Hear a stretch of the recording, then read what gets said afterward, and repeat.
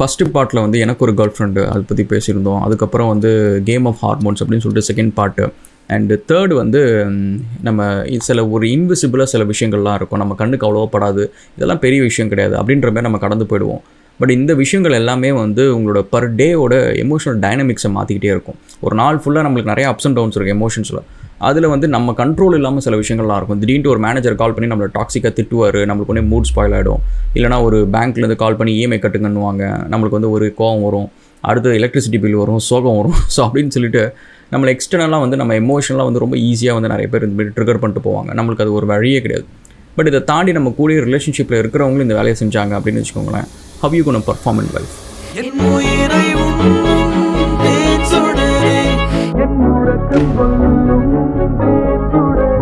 So அப்போ வந்து இந்த ஒரு சில விஷயங்கள் நம்ம ரொம்ப இன்விசிபிள், இதெல்லாம் பெரிய விஷயம் கிடையாது அப்படின்னு கடந்து போகிற விஷயங்கள் எல்லாத்தையுமே வந்து இந்தமாரி மேட்டருக்கு வந்து ரொம்ப இம்பார்ட்டண்ட்டாக இருக்கும். ஸோ அதெல்லாம் என்னென்ன அப்படின்னு சொல்லிட்டு பார்ப்போம்.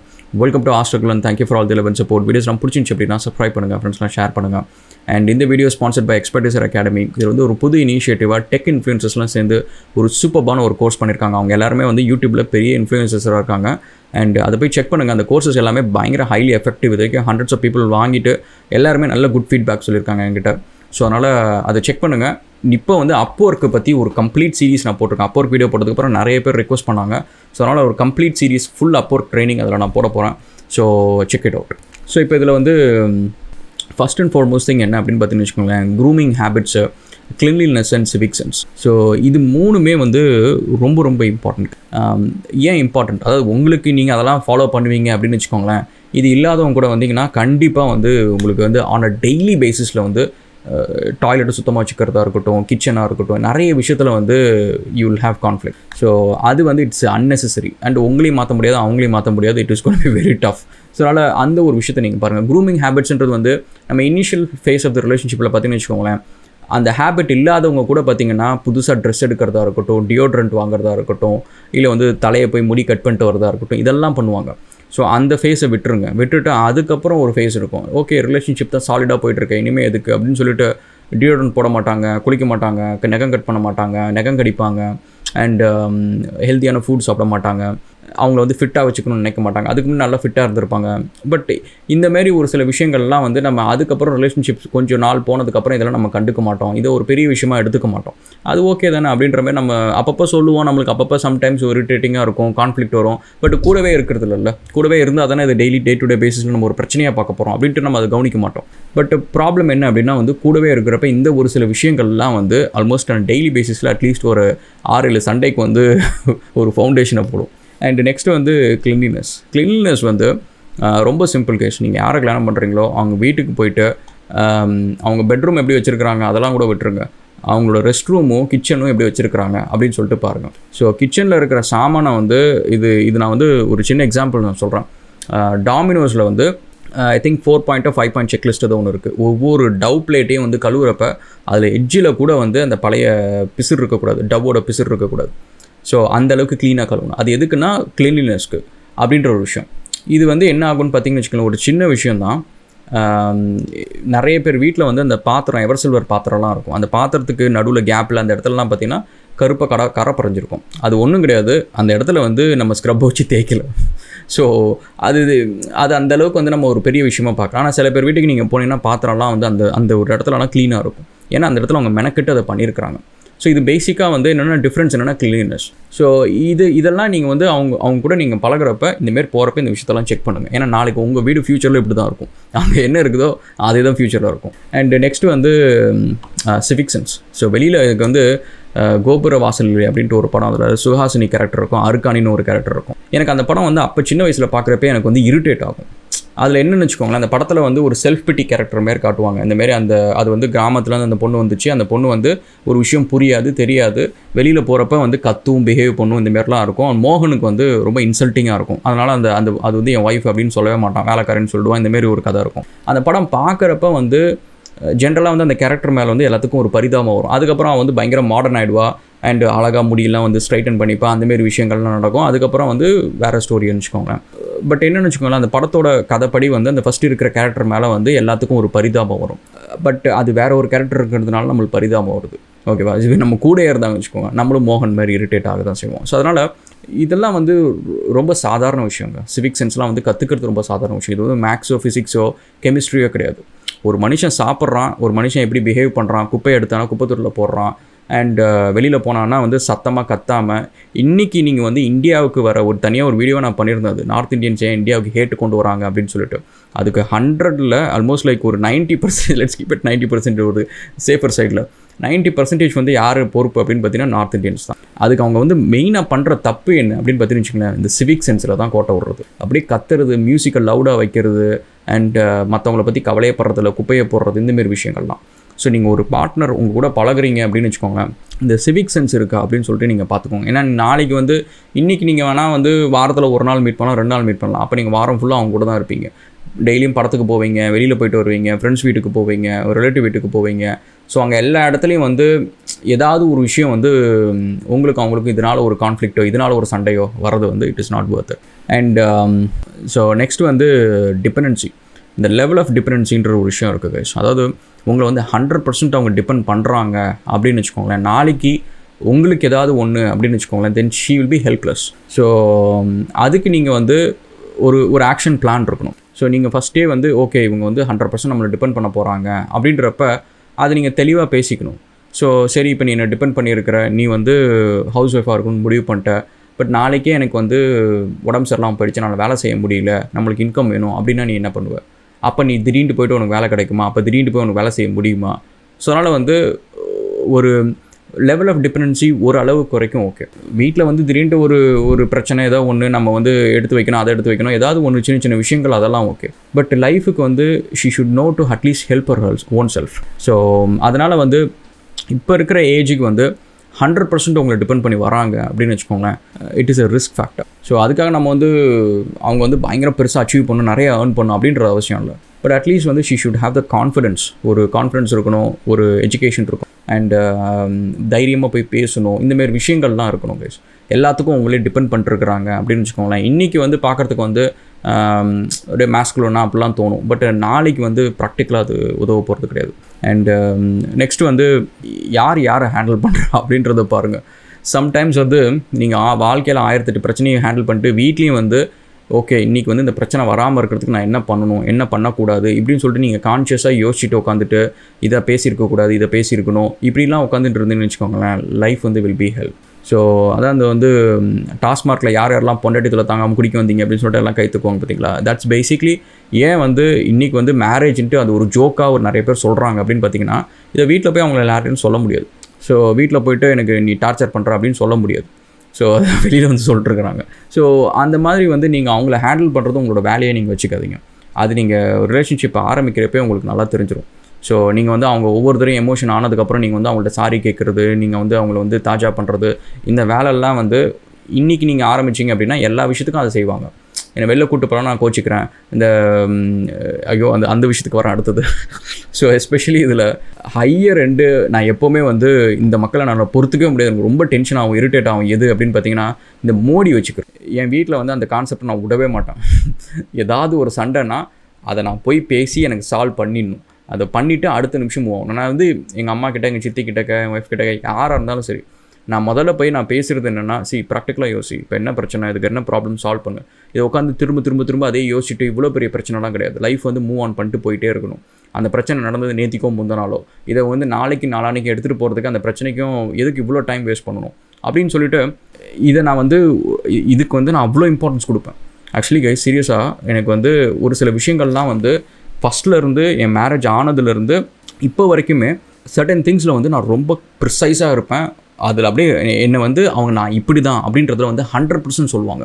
அதில் ஒரு சில விஷயங்கள் என்ன சொல்லுவாங்க அப்படின்னு பார்த்தீங்கன்னா, என்னை பற்றி கேட்டிங்கன்னா, நான் வந்து செஞ்சது வந்து ஒரு விஷயம் தப்புனா நான் மன்னிப்பு கேட்டுப்பேன், திருந்திப்பேன். அந்த ஒரு விஷயம் அவங்க சொல்லுவாங்க. செகண்ட் வந்து என்னை வந்து ஒரு விஷயம் நான் தப்பாக செய்ய சொல்கிறாங்க, இல்லை வந்து அவங்க இஷ்டத்துக்கு என்னை வந்து ஏதோ ஒரு விஷயம் வந்து எனக்கு பிடிக்காத ஒரு விஷயத்தை செய்ய சொல்கிறாங்க அப்படின்னா நான் செய்யவே மாட்டேன். அது வந்து எவ்வளோ எக்ஸ்ட்ரீமுக்கு போனாலும் சரி செய்ய மாட்டேன். அண்ட் நெக்ஸ்ட் அதேமாதிரி வந்து என்னை வந்து எமோஷனல் பிளாக்மெயில் பண்ண விடவே மாட்டேன். ஸோ அதாவது பிள்ளைங்களை கூட்டிகிட்டு போகிறேன், நான் கோச்சிட்டு போகிறேன், டிவோர்ஸ் பண்ணுறேன், எதுவாக இருந்தாலும் சரி, எதுவாக இருந்தாலும் I am ready for it. So அப்போனா என்னென்னா அவங்களுக்கு வந்து அது ஒரு விஷயமாக நீங்கள் பழக்கப்படுத்திட்டீங்கன்னு வச்சுக்கோங்க. ஓகே இப்படி நம்ம பயமுறுத்தினா அவங்க பயப்படுறாங்க அப்படின்னா நீங்கள் அப்படி தான் பயமுறுத்துவீங்க. இப்படி பயமுறுத்தினா அவன் பயப்படவே மாட்டேங்கிறான் அப்படின்னா நீங்கள் எப்படி அதை யூஸ் பண்ணுவீங்க? உங்களுக்கு அது பழக்கமே இல்லாமல் போயிடும். ஸோ இந்தமாரி ஒரு சில விஷயங்கள்லாம் வந்து we have to see it. வெளியில் 1008 பிரச்சனையில் வந்து இன்றைக்கி வந்து என் லைஃப் வந்து மேபி கல்யாணம் புதுசில் வந்து எல்லாம் இனிக்கலாம். பட் ஒரு 5 வருஷம் 10 வருஷம் பிள்ளைங்க வந்துடுச்சு, லோன் ஆகிடுச்சு, ஏகப்பட்ட கடன், இவ்வளோ பிரச்சனை இருக்கிறப்ப வீட்டுக்குள்ளார வந்து நான் வீட்டுக்குள்ளாரே வந்து போராடிட்டு இருக்கணும், வீட்டுக்குள்ளாரே வந்து இவங்களை ஹேண்டில் பண்ணுறதுக்கு நான் உட்காந்து அதை யோசிக்கணும் இதை யோசிக்கணும் அப்படின்னு சொல்லிட்டு நான் ஓடிட்டு இருந்தேன்னு வச்சுக்கோங்களேன், லைஃப் சீக்கிரம் முடிச்சிடும். ஸோ நெக்ஸ்ட்டு வந்து அப்ஸ் அண்ட் டவுன்ஸ். லைஃப்பில் வந்து நீங்கள் அவங்ககிட்ட பழகிறப்ப அவங்கள்ட்ட நீங்கள் கேட்க வேண்டிய கதை வந்து மற்ற கதையெல்லாம் விட்டுருங்க. அவங்களோட அப்ஸ் அண்ட் டவுன்ஸு, அவங்க அப்பாவோட ஃபேமிலியில் என்ன நடந்துச்சு, இந்த விஷயத்தெல்லாம் கேளுங்க. கேட்டுட்டு அதில் அவங்களோட ஒப்பீனியனும் கேளுங்க. சில பேர் வந்து என்னென்னு வச்சுக்கோங்களேன், மற்றவங்க சந்தோஷத்தில் வந்து கொஞ்சம் குதூகலமாவாங்க. அதாவது ஒரு ஸ்டோரியை சொல்லிட்டு எனக்கு இவங்க சொந்தக்காரங்க இப்படி இருந்தாங்க, இப்படி பண்ணாங்க, அதெல்லாம் பண்ணிட்டு இன்றைக்கானா பரவாயில்ல, அவங்க வந்து அந்தளவுக்கு நல்லா பண்ணலை, நல்லா படட்டும் அப்படின்ற மாரி மற்றவங்கள கஷ்டம், அவங்க நல்லவங்களோ கெட்டவங்களோ, மற்றவங்க கஷ்டத்தில் வந்து இன்னும் அவங்களுக்கு வந்து ஒரு சந்தோஷம் இருக்குது அப்படின்னு வச்சுக்கோங்களேன். நாளைக்கு நீங்கள் வந்து அவங்களுக்கும் ஒரு சண்டை, நீங்கள் கஷ்டப்படுறீங்க அப்படின்னா அவங்க சந்தோஷம் தான் படுவாங்க. ஸோ அதனால் அந்த ஒரு சின்ன விஷயத்தை நீங்கள் எப்பவுமே பாருங்கள். அண்ட் நெக்ஸ்ட்டு வந்து அதேமாரி இப்போ வந்து அவங்க அப்பாவுக்கு கஷ்டம் வந்துச்சு அப்படின்ற சுச்சுவேஷனில் இப்போ வந்து என்னால் வந்து காலேஜ் ஃபீஸ் கட்ட முடியல, இல்லை எனக்கு அந்தமாரி ஏதோ ஒரு பிரச்சனை அப்படின்னு சொல்லிட்டு அவங்களோட அந்த கஷ்டத்தில் வந்து எல்லாத்துக்கும் வந்து ஒரு ஒப்பீனியன் இருக்கும். ஸோ எங்கள் அப்பா மேலே, எங்கள் வீட்டு மேலே, என்னோடய ஃபினான்ஷியல் ஸ்டேட்டஸ் மேலே, எல்லாத்துக்கு மேலேயும் ஒரு ஒப்பீனியன் இருக்கும். எங்கள் அப்பா வந்து சரி ஓகே, எங்கள் அப்பா சுச்சுவேஷன் இப்படி அவர் ரொம்ப நாள் கஷ்டப்பட்டார், ஸோ இப்போ வந்து இந்த இது இருக்குது, ஸோ நான் என்ன பண்ணுறேன், நான் ஆக்சுவலி வந்து கோர்ஸ் வந்து 1 இயர் டிஸ்கனெக்ட் பண்ணிட்டு நெக்ஸ்ட் இயர் வந்து நான் பண்ண போகிறேன், இல்லை இப்போல்லாம் வந்து இந்த சாமான்லாம் வாங்க வேணாம், அண்ட் இல்லை நம்ம வெளியில் போய் சாப்பிடலாம் வேணாம், நம்ம சும்மா உட்காந்து பேசிகிட்டு இருக்கோம் அப்படின்னு சொல்லிட்டு அந்த கஷ்டத்தை உணர்ந்தாங்கன்னு வச்சுக்கோங்களேன், நாளைக்கு உங்கள் கஷ்டத்தையும் உணர்வாங்க. பட் அந்த கஷ்டத்தை உணராமல் நான் ஏன் இங்கே வந்து பிள்ளையாக பிறந்தேன், ஸோ நான் வந்து எங்கே இருந்திருக்க வேண்டியது தெரியுமா அப்படின்னு சொல்லிட்டு அது அந்த மற்றவங்களோட கஷ்டம், அவங்க தான் நம்மளுக்கு இவ்வளோ தூரம் நம்மளுக்கு சாப்பாடு போட்டாங்க, நம்மளோட சொந்த அப்பா, அவங்களோட கஷ்டத்தையும் உணர்றவங்க நாளைக்கு உங்கள் கஷ்டத்தையும் உணர போகிறதுக்கு. ஸோ அதனால் அவங்களோட அப்ஸ் அண்ட் டவுன்ஸை எப்படி ஹேண்டில் பண்ணுறாங்க, இது வெறும் டவுன் தான். அப்ஸுன்றது என்னென்னு வச்சுக்கோங்களேன், அவங்களுக்கு வந்து லைஃப்பில் ஒன்று கிடச்ச உடனே அவங்களோட ஃப்ரெண்ட்ஷிப் யாரையோ ஒருத்தங்களை கட் பண்ணுறதா இருக்கட்டும், இல்லை வந்து இவங்கள்ட்ட வந்து சரியாக பேசக்கூடாது, இவங்க வந்து ஸ்டேட்டஸ் கம்மி, இவங்க வந்து பணக்காரங்க, இவங்கள்ட்ட நல்லா பேசணும். இது ஆக்சுவலி வந்து நான் யாருன்னு சொல்ல மாட்டேன், பட் எனக்கு என் கூட படித்த ஒரு ஃப்ரெண்டு ஒருத்தங்க, ஸோ அவங்க வந்து கொஞ்சம் ரிச்சாக இருக்கிற கிட்ஸ் கிட்டலாம் வந்து அப்படியே பயங்கர கோசியாக பழகுவாங்க. அண்ட் அதுவே வந்து கொஞ்சம் புவர் செக்மெண்ட் இருக்க கிட்ஸ் கிட்டலாம் வந்து பார்த்திங்கன்னா அவங்க வீட்டுக்கு போக மாட்டாங்க, அவங்களோட பர்த்டே பார்ட்டி கலந்துக்க மாட்டாங்க. ஸோ அது பார்த்திங்கன்னா ரொம்ப கிளியராக அந்த மாதிரி ஒரு சில விஷயங்கள் இருக்கும். கடைசியாக என்ன ஆச்சு அப்படின்னு பார்த்தீங்கன்னா, அந்த ரிச் கிட்ஸ் வந்து இவங்கள்ட்ட அதே விஷயத்தை திரும்ப ரிப்பீட் பண்ணாங்க. ஸோ என்னத்தை சொல்கிறதுக்கு, அதுக்கப்புறம் சொன்னால் அது பாருங்கள் கேஷ், நீங்கள் வந்து லைஃப்பில் வந்து ஒரு விஷயம் நல்லது நடக்கிறப்ப பழசை மறக்கிறது, இல்லை பழசை நினச்சி பார்க்காம இருக்கிறது, அதெல்லாம் கொஞ்சம் பார்த்துக்கோங்க. நெக்ஸ்ட்டு வந்து லைஃப் ஸ்டைல். ஸோ லைஃப் ஸ்டைலுக்கு எவ்வளோ இம்பார்ட்டன்ஸ் கொடுக்குறாங்கன்றதை பாருங்கள் கேஷ். அதாவது நம்ம இவ்வளோ சம்பாதிச்சுட்டு நம்ம இவ்வளோ லைஃப் ஸ்டைலில் இருந்தால் கூட ஓகே தான், ஜென்ரலாக எப்படி இருக்கணும், பட் இதை தாண்டி இங்கே தான் என்னோடய லைஃப் ஸ்டைல்னு வச்சுக்கோங்க, இங்கே சந்தோஷமே இல்லாமல் தான் இருப்பாங்க. ஸோ அது நீங்கள் இங்கே இருக்கிற வரைக்குமே அவங்க சந்தோஷம் இருக்க மாட்டாங்க, இங்கே போகிற வரைக்கும் இருக்க மாட்டாங்க. பட் அன்ஃபார்ச்சுனேட்லி சரி இப்போல்லாம் நிறைய சம்பாதிச்சிட்டேனே, இப்போ இந்த இடத்துக்கு நம்ம போயிடலாம் அப்படின்னு பார்த்தீங்கன்னா அவங்க லைஃப் ஸ்டைல் டார்கெட்டிங் இருக்கும். அடுத்து நீங்கள் இங்கே போயிட்டீங்கன்னா அவங்க லைஃப் ஸ்டைல் டார்கெட்டிங் இருக்கும். ஸோ நீங்கள் கடைசி வரைக்குமே அவங்க லைஃப் ஸ்டைலுக்கு அவங்களுக்கு பிடிச்ச வாழ்க்கையை கொடுக்கறதுக்கு நீங்கள் ஓடிக்கிட்டே தான் இருப்பீங்க, அவங்க கடைசி வரைக்கும் சாட்டிஸ்ஃபைடாக ஆகவே மாட்டாங்க. அண்ட் அதுக்கப்புறம் இன்னொரு விஷயம், இந்த ஃபங்க்ஷன், அந்த பர்த்டே, இதுக்கெல்லாம் வந்து கிஃப்ட்டு கொடுத்தா தான் சந்தோஷமாக இருப்பேன், அந்த கிஃப்ட் வந்து நல்ல காஸ்ட்லியான கிஃப்ட்டாக இருக்கணும் அப்படிலாம் இருந்துச்சுன்னு வச்சுக்கோங்க, ஆப்போசிட் டைரெக்ஷனில் ஓடிடுங்க. அதெல்லாம் ரொம்ப மெட்டீரியலிஸ்டிக். அதாவது கொடுக்குற கிஃப்ட் வந்து தன்னை மதித்து யாராவது ஒருத்தங்க கொடுக்குறாங்களே அப்படின்னே வந்து சந்தோஷப்பட வேண்டிய ஒரு விஷயம். நான் தான் சொன்னால, எனக்கு வந்து ஃபஸ்ட்டு வந்த கேப் வந்து இன்னும் வச்சுருக்கிறேன். எனக்கு ஃபஸ்ட்டு நம்ம சேனல் வந்து ஒருத்தங்க கிஃப்ட்டுன்னு சொல்லி கொடுத்தது நான் இன்னும் பத்திரமா வச்சுருக்கிறேன். ஸோ அந்த மாதிரி வந்து நம்மளை ஆசையாக அன்பாக யாரோ ஒருத்தங்க வந்து இது கொண்டு கொடுக்கலாம். அதாவது யாருங்க காசு போட்டு அது 5 ரூபாயோ 5000 ரூபாயோ இல்லை 5 கோடி ரூபாயோ தன்னோட காசை வந்து யாருக்குமே ஃப்ரீயாக அவ்வளோ பேருக்கு எல்லாத்துக்கும் உட்காந்து கொடுத்துட்டு போகிறது கிடையாது. அப்படி நம்ம ஒரு அன்பில் வந்து ஒரு பொருள் கொடுக்குறோன்னு வச்சுக்கோங்களேன், அந்த வேல்யூ வந்து அந்த அன்புக்கு தான். அதில் வந்து 5 ரூபா அந்த பொருள் 500 ரூபா அப்படின்றதெல்லாம் கிடையாது, அந்த கொடுத்த அன்புக்கு தான் அதில் வேல்யூ. ஸோ அப்படி பார்க்குறப்ப எனக்கு வந்து அந்த ஒரு விஷயம் வந்து எனக்கு பிடிக்கவே பிடிக்காது. இந்த கிஃப்ட் வந்து ஏன் இந்த கிஃப்ட் தானா அப்படின்னு சொல்லிட்டு அந்த மாதிரி பேசுகிறதெல்லாம். ஸோ அதெல்லாம் கொஞ்சம் பார்த்துக்கோங்க.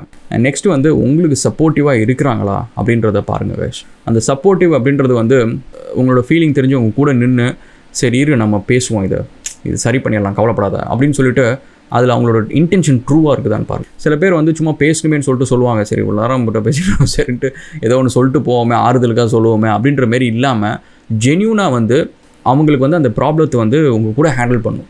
எதுக்கு நீ தனியாக நீ பண்ணுற நான் கூப்பிட்டா வந்திருக்க மாட்டேனா அப்படின்னு சொல்லிட்டு சம்டைம்ஸ் ஃப்ரெண்ட்ஸ் சொல்கிறதெல்லாம் பலமாக இருக்கும். நம்ம அந்த பிரச்சனையை வந்து அதுக்கப்புறம் வந்து அவன் வராட்டி கூட பரவாயில்ல, நம்மளுக்கு தான் இத்தனை ஃப்ரெண்ட்ஸ் இருக்காங்களே, அவன் கூப்பிட்டா நம்ம மச்சான் எவனா இருந்தாலும் வந்துருவோம் அப்படின்னு சொல்லிட்டு நம்ம தைரியமாக போய் பண்ணுறோம் பாருங்க. ஸோ அந்தமாரி அது ஃபேக்காக கொடுத்தா வரவே வராது. ஆனால் அது ரியலாக வந்து கொடுக்குறவங்க வந்து நீங்கள் பார்த்தீங்கன்னா அந்த ஒரு விஷயம் வந்து நம்ம நிறைய லைஃப்பில் பெரிய பெரிய ப்ராப்ளத்தை கூட ஈஸியாக கடந்து போயிட முடியும். ஸோ ஸ்ட்ரெஸ்ஃபுல்லாக இல்லாமல் ரொம்ப ஈஸியாக கடந்து போயிடலாம். அண்ட் ஃபைனலி கைஸ், நீங்கள் யாரை கண்ட்ரோல் பண்ணுறீங்க அப்படின்றத பாருங்கள். நீங்களும் அவங்கள கண்ட்ரோல் பண்ண தேவையில்ல, அவங்களும் உங்களை கண்ட்ரோல் பண்ண தேவையில்ல. ஸோ இது எப்படி நடந்தாலும் சரி, இது கெடுதல் தான். ஸோ அதனால் இந்த கண்ட்ரோல் பண்ணணும், அவங்கள கண்ட்ரோல் பண்ணணும் அப்படின்னு நினைக்கிறது வந்து it is one of the worst mindset. ஏன்னா அது வந்து it will go to any extreme. இந்த பொசசிவ்னஸ் ஆகும். அண்ட் அதுக்கப்புறம் இந்த ரிலேஷன்ஷிப்பை வந்து எமோஷனலாக மேனிப்புலேட் பண்ணுறதா இருக்கட்டும், it will go to any extreme. So அந்த கண்ட்ரோல் பண்ணுன்ற பிஹேவியர் வந்து இருக்கவே கூடாது. அதுக்காக வந்து நம்ம அப்படியே தனி தெளிச்சு விட்டுறணும் அப்படின்றதெல்லாம் கிடையாது. பட் இட்ஸ் ஜஸ்ட் வந்து நம்மளை வந்து எல்லா இடத்துலையும் கண்ட்ரோல் பண்ணணும். நீ எதுக்கு அவன் ஃப்ரெண்ட்ஸ் வீட்டை போய் பார்க்க போகிற, நீ எதுக்கு வந்து இதை வாங்குற, எதுக்கு அதை பண்ணுற, இதை பண்ணுற அப்படின்னு சொல்லிட்டு உங்களோட கடமையாக ஒரு கம்பேனியன்ஷிப். இந்த ரிலேஷன்ஷிப்ன்றது ஒரு கம்பேனியன்ஷிப் தான். 2 பேரும் வந்து ட்ராவல் பண்ணுறோம், 2 பேரும் we gonna work as a team, and 2 பேரும் வந்து லைஃப்பில் கஷ்ட நஷ்டத்தை ஒன்றா பகிர்ந்துக்க போகிறோம். அதுக்காக நம்ம 2 பேருக்கும் தனித்தனியாக ஸ்பேஸ் இல்லைன்றது கிடையாது. ஆனால் அந்த ஸ்பேஸில் வந்து நான் ஒரு பாய் பெஸ்ட்டி வச்சுப்பேன், நீ ஒரு கேர்ள் பெஸ்ட்டி வச்சுப்பேன், அது ஸ்பேஸ் கிடையாது. ஸோ ஸ்பேஸ் இந்த சென்ஸ் வந்து இப்போ நான் உட்காந்து கொஞ்ச நேரம் வரையணும் அப்படின்னு வச்சுக்கோங்களேன், அந்த டைம் அவங்களுக்கு கொடுக்கணும். இல்லை இப்போ நான் உட்காந்து கொஞ்ச நேரம் டிவி பார்க்கணும் அப்படின்னா அந்த டைம் அவங்களுக்கு கொடுக்கணும். ஸோ அந்தமாதிரி ஸ்பேஸை தனியாக கொடுத்துடணும். அண்ட் இப்போ எனக்கு வந்து என்னோட கடமை எல்லாத்தையும் நான் செஞ்சுட்டேன். கரண்ட் பில் கட்டிட்டேன், வீட்டு வாடகை கட்டிட்டேன், எல்லாத்தையும் கட்டிட்டேன். இந்த மாதம் வாங்க வேண்டிய கிராசரி எல்லாம் வாங்கிட்டேன்.